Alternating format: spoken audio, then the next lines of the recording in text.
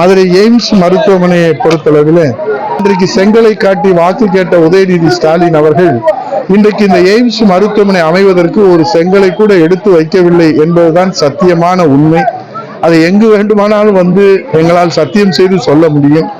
ஆனால் இன்றைக்கு பல்வேறு முயற்சிகளில் மாண்புமிகு எதிர்க்கட்சி தலைவர் அவர்கள் கோரிக்கை வைத்ததற்கு பிறகுதான் இந்த எய்ம்ஸ் நிர்வாகம் இப்போது அதை உடனடியாக கட்டி பயன்பாட்டுக்கு கொண்டு வருகிறோம் என்று L&T நிறுவனத்திற்கு ஒப்புதல் கொடுக்கப்பட்டிருக்கிறது.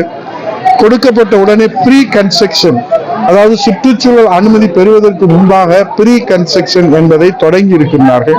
அதற்கு முன்பாகவே சாலை அமைக்கின்ற பணிகளும், அதற்கு முன்பாகவே நில ஒப்படைப்பு பணிகளும், அதற்கு முன்பாகவே சுற்றுச்சூழல் அமைக்கின்ற பொருள்களும், அதற்கு முன்பாகவே குடிநீர், மின்சாரம் மற்றும் அனைத்து அடிப்படை கட்டமைப்புகளை மிக நேர்த்தியாக புரட்சி தமிழர் ஐயா எடப்பாடி அரசு செய்து கொடுத்தது.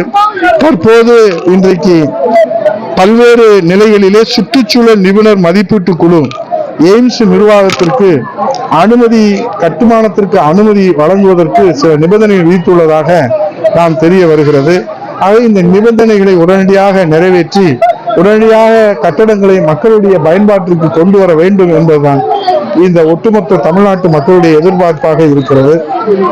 ஆகவே தமிழ்நாடு அரசின் மாநில சுற்றுச்சூழல் தாக்க மதிப்பீடு குறித்து சுற்றுச்சூழல் தாக்க மதிப்பீட்டு ஆய்வு EIA மேற்கொள்வது, அதைத் தொடர்ந்து இந்த பணியை மேற்கொள்வதற்கான ஆய்வு எல்லைகளை TOR வழங்குவது, மாநில சுற்றுச்சூழல் தாக்க மதிப்பீட்டு ஆணையத்திடம் மதுரை எய்ம்ஸ் நிர்வாகம் 27/2/2024 அன்று விண்ணப்பம் செய்திருப்பதாக செய்திகள் வெளியாகிருக்கிறது.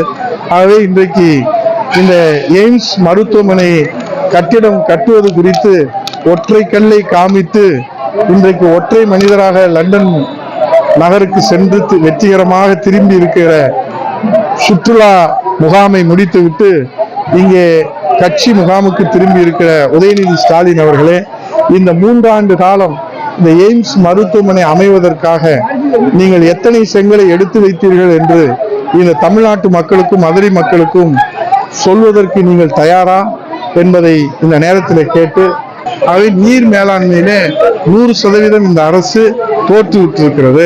ஏனால் இன்றைக்கு 10,000 கோடியிலே நாங்கள் நீர் மேலாண்மைக்காக ஏரி குளங்களை எல்லாம் தூர்வாருவோம் என்று சொன்னார்கள். எத்தனை ஏரிகளை அவர்கள் தூர்வாருவார் என்று தெரியாது. 2000 தடுப்பணைகளை போர்க்கால அடிப்படையில் கட்டுவோம் என்று சொன்னார்கள். 10,000 தடுப்பணைகள் உருவாக்கப்படும் என்று சொன்னார்கள். எதையும் செய்யாத 10ஆம் பசிலியாக இந்த அரசு இருப்பதை பார்க்கிற போது இன்றைக்கு மக்கள் கடும் வேதனையில் இருக்கிறார்கள், கடும் கோபத்தில் இருக்கிறார்கள். அதற்கான தீர்ப்பு இந்த நாடாளுமன்றத்தில் வெளிவரும் என்பதை நம்பிக்கையோடு காத்திருக்கிறோம். நன்றி, வணக்கம். அதே இந்த செல்லம்பட்டியில நிறைய பாதிப்பு ஏற்பட்டிருக்குது. ஏற்கனவே திருமங்கலத்துல வாழை பாதிப்பு ஏற்பட்டுச்சு. அதே போல சோழவந்தான்ல வாழை பாதிப்பு ஏற்பட்டுச்சு. இந்த செல்லம்பட்டியில நம்ம பகுதியில பண்பாளன் இந்த மறைந்த நம்முடைய அருமை அண்ணன் நினைவு கூர்ந்து அந்த விண்ணகுடியில ரகு அவர்கள் ஏற்கனவே அது குறித்து கவனத்தில் சொல்லியிருக்கிறார்கள். பாதிக்கப்பட்ட விவசாயிகளுக்கு, பாதிக்கப்பட்ட நெற்பயிர்களுக்கு கணக்கெடுப்பு நடத்தி உரிய நிவாரணம் வழங்க வேண்டும் என்பது இந்த நம்முடைய ஒன்றிய சேர்மன், ஒன்றிய செயலாளர், முன்னாள் சட்டமன்ற உறுப்பினர்கள், இங்கே சோழவந்தான் தொகுதி, எல்லாம் திருமங்கலம் தொகுதி, நாங்கள் 3 பேருமே இன்றைக்கு முன்னாள் இந்நாள் என்று கோரிக்கை வைக்கிறோம். அரசு கருணையோடு செவிசாய்த்து அந்த பாதிக்கப்பட்ட விவசாயிகள், வாழை பாதிக்கப்பட்ட விவசாயிகள், நெற்பயிர்கள் பாதிக்கப்பட்ட விவசாயிகள், தென்னை பாதிக்கப்பட்ட விவசாயிகளுக்கு நிவாரணம் வழங்க வேண்டும் என்பது எங்களுடைய தாழ்மையான கோரிக்கை.